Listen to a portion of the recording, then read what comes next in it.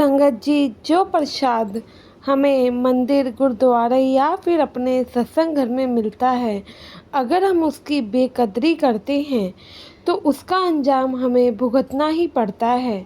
और ये एक संगत की घटना नहीं है, बल्कि कई संगत ने ऐसा बताया है कि जो लोग प्रसाद को प्रेम भाव से नहीं खाते या फिर उसकी बेकदरी करते हैं, प्रसाद का असली महत्व ही नहीं समझते हैं, अक्सर उनके घर में परेशानियां देखी गई हैं। तो साथ संगत जी, ये एक बार की घटना है। हुआ यूं, जैसे कि कई संगत हम में से भी करती होगी, जो कि बाबा जी का घर का प्रसाद या फिर मंदिर का प्रसाद होता है, हम लोग ऐसे ही रख देते हैं और फिर उसकी बेकदरी हो जाती है। या फिर कई लोगों के मुंह से तो ऐसा भी सुना है, कई लोग ऐसा भी करते हैं, चलो घर में चीनी ख़त्म हो गई तो मिश्री का प्रसाद ही चाय में डाल दिया, जो कि सरासर गलत भाव होता है प्रसाद को खाने का। प्रसाद का असली महत्व तो बहुत ही ज़्यादा होता है।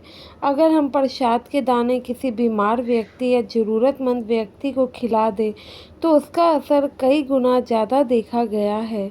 साथ संगत जी, एक बार की बात है, एक महिला थी जो कि ऐसा ही करती थी। वह प्रसाद की कदर नहीं करती थी, कभी खाने में इस्तेमाल कर दिया या फिर कभी चाय पानी में। वह प्रसाद को प्रसाद समझकर डेली अर्पण नहीं करती थी। तो साथ संगत जी, ऐसा ही चलता रहा। वह जो कि महिला थी, पहले तो संपूर्ण थी, उसके घर में किसी भी चीज़ की कमी नहीं थी, लेकिन धीरे धीरे उसके घर में आए दिन काफ़ी परेशानियां देखने को मिलती रही। अब अचानक से साल 2 साल के अंदर सब कुछ इतना बदल गया कि वह महिला भी सोचने पे मजबूर हो गई, आखिर ऐसा हुआ क्या है जो कि उनके घर में इतनी परेशानियां आ गई। तो साथ संगत जी, सच बात तो ये भी है, जब तक हमारे पास दुख नहीं आएंगे तो हम गुरु के पास कैसे पहुंच जाएंगे। बाबा जी कहते हैं ना कि दुख भी इसलिए आते हैं कि हम गुरु को याद कर सके। दुख के वेले में ही तो हम सद्गुरु को याद करते हैं। तो साथ संगत जी, जब उसके घर में भी दुख आए, भी सोचने पे मजबूर हुई, तो कई लोगों से इस बारे में बात करी। तो एक बीवी ने उससे कहा कि भाई, गुरु घर का प्रसाद जो मिलता है, तुम उसका करती क्या हो? कहीं तुमने उसकी बेकदरी तो नहीं कर दी? कहीं प्रसाद के ऊपर पैर लगा हो या फिर किसी को ज़बरदस्ती खिलाया हो या फिर कहीं इधर उधर फेंक दिया हो, कूड़े में चले गया हो?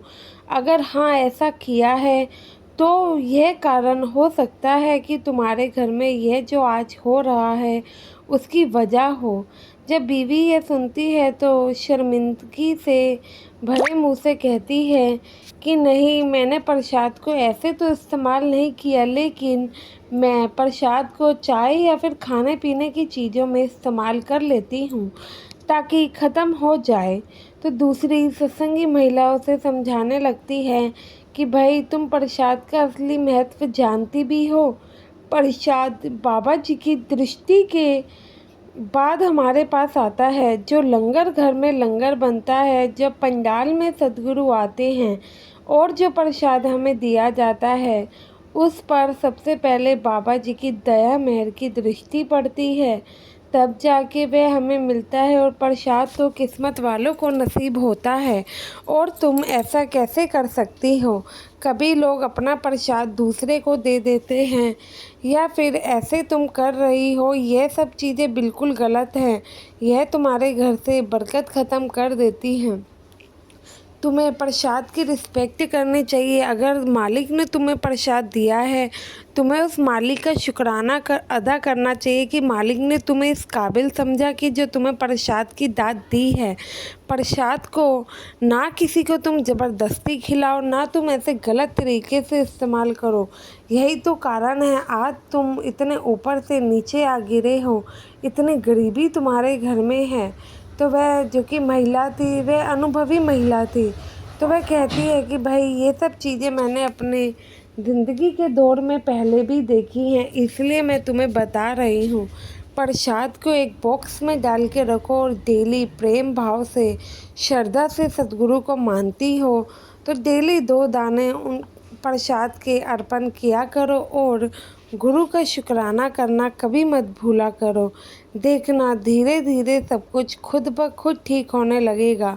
और जो इन व्यक्ति प्रसाद नहीं अर्पण करना चाहता, नहीं खाना चाहता है, उन्हें भी मत दो। अगर तुम बेमन से उन्हें प्रसाद दोगी तो उनका भाव ही नहीं होगा। वे प्रसाद को प्रसाद नहीं मिश्री समझकर खा लेंगे, या फिर जो भी तुम मंदिर का भी प्रसाद दोगी उसे ऐसे ही समझ के खाएंगे। बल्कि जो प्रसाद होता है उसमें तो एक अलग ही शक्ति होती है, गुरु के गुण, परमात्मा की दृष्टि होती है, तभी तो वे प्रसाद खिलाया जाता है।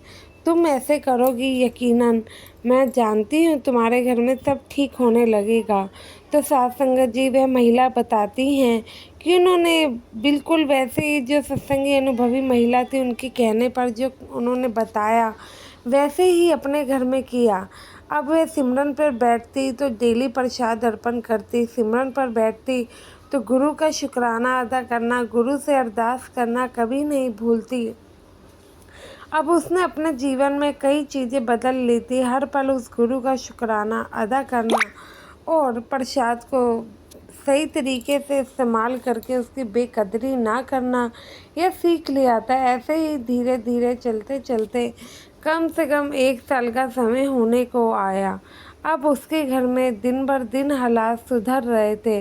बाकी घर वालों को भी वह महिला प्रेम भाव से ही प्रसाद देती थी, क्योंकि अब वह प्रसाद का असली महत्व और मतलब समझ चुकी थी। इसलिए वह अपने घर में भी किसी से ज़बरदस्ती नहीं करती थी।